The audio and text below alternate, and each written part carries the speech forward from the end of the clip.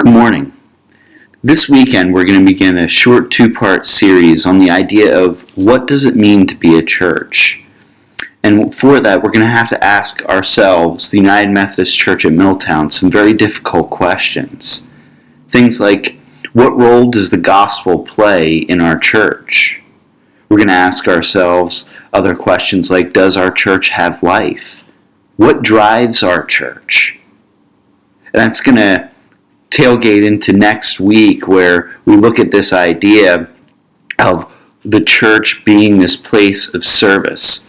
In Acts 2, there's some very specific ideas of what the early church looked like, a church that I think is the model church that our churches today are based off of. And so we're going to look at those qualities and what the early church looks like. We're going to look at a passage in Isaiah 60, verses 3 through 5.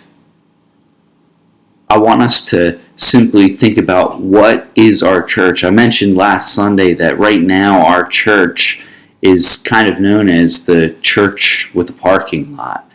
And so while it's great that we have this parking lot that people can use, I asked if we wanted to be known as more than just a church with a parking lot.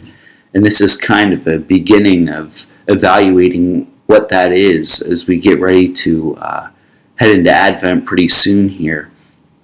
But where does our church come in? What is our role in the community? And what does our church have, the early church had? What areas do we as a church need to improve? And we're also going to look this week at what the gospel actually is. What does that actually mean while we celebrate communion, because communion is such a beautiful reminder of exactly what the gospel is.